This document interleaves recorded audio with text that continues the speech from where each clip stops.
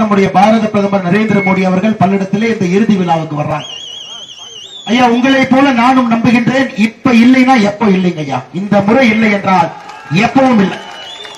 2024 திராவிட அரசியலை வேரோடும் மண்ணோடும் சாய்ப்பதற்கான யாத்திரையாக இது. தமிழகத்தில் அரசியல் என்னமெல்லாம் தவறு நடந்து கொண்டிருக்கிறதோ அதையெல்லாம் சரி செய்வதற்கு கடைசி வாய்ப்பாக மோடி அவர்கள் நம் கண் முன்னால் நின்று கொண்டிருக்கின்றார். மதுரை மக்கள்னா அரசியல் ஐயா, தூங்காத நகரம், எப்பொழுதுமே தூங்க மாட்டாங்க. மதுரை என்றால் வீரம், மதுரை என்றால் அதிரடி, மதுரை என்றால் தமிழக அரசியலுடைய திருப்பு முனை. எல்லாமே மதுரையில தாங்க நடந்தது. தமிழகத்தில் எது நடந்தாலும் கூட அதை மதுரை மண்ணில் இருந்து ஆரம்பிக்கும். புதுசாக ஒரு கட்சிக்கு ஆதரவு கொடுக்க வேண்டும் என்று விரும்பினாலும் கூட மதுரையில் இருந்து அது ஆரம்பிக்கும்.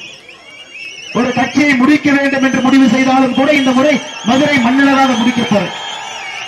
அதனால் சகோதர சகோதரிகளே, தமிழகத்தினுடைய அரசியல் களத்தில் என்னவெல்லாம் தவறு இருக்கு அது அனைத்தும் சரி செய்வதற்கான ஒரு தேர்தலாக இந்த 2024 பாராளுமன்ற தேர்தல் முன்னால் நின்று கொண்டிருக்கிறோம். ஐயா, ஒரு முறையும் தேர்தல் நடக்கும் பொழுது யாரு ஜெயிப்பாங்கன்னு தெரியாம தான் ஓட்டு போடும். ஓரளவுக்கு நம்பிக்கை இருக்கலாம், இவங்க ஜெயிக்கலாம், இவங்க ஜெயிக்கலாம், அதிகமான வாய்ப்பு அவங்களுக்கு இருக்கலாம். அந்த ஓட்டு பெட்டியினுடைய கடைசி ஓட்டை எண்ணும் வரை யார் வெற்றி பெற போறாங்கன்னு தெரியாதுங்க. இந்த 2024 தேர்தல் மட்டும்தான் முதல் முறை நம்முடைய வரலாற்றுல யாரு ஜெயிப்பாங்கன்னு தெரிந்து நடக்கக்கூடிய ஒரு தேர்தல். வாக்காளர்கள் இந்தியாவில் இருக்கக்கூடிய 142 கோடி மக்கள், தமிழகத்தில் இருக்கக்கூடிய 8 கோடி மக்களுக்கும் சின்ன குழந்தைக்கும் கூட தெரியும் மோடி ஐயா அவர்கள் 2024 மூன்றாவது முறையாக தொடர்ந்து ஆட்சி கட்டளை வந்து அமரப் போகின்றார்கள் என்பது தெரிஞ்ச ஒரு தேர்தல் நடக்குது. ஒரு வாய்ப்பு ஐயா, ஒரு வாய்ப்பு.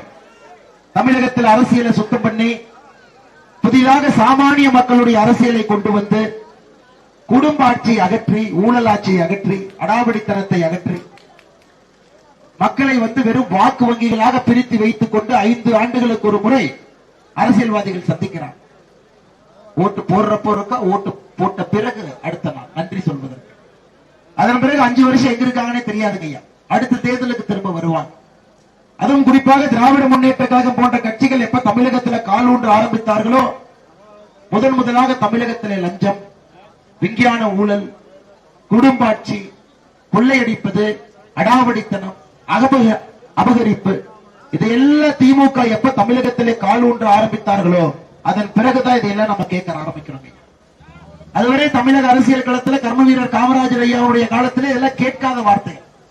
காமராஜர் ஐயா காலத்தில் என்ன வார்த்தை கேட்டதுங்க ஐயா? நேர்மை, நீர் மேலாண்மை, இல்லைங்களா? இதான் கேட்டோம்.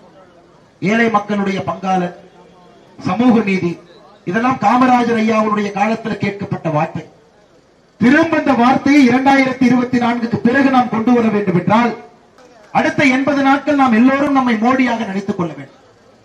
மோடி அவர்கள் எப்படி வேலை செய்கின்றார்களோ அதே போல ஒரு தொண்டரும் தலைவனும் இங்கு இருக்கக்கூடிய பாரதிய ஜனதா கட்சி மோடி அவருடைய ஆதரவாளர்களும் வேலை பார்க்க வேண்டும்.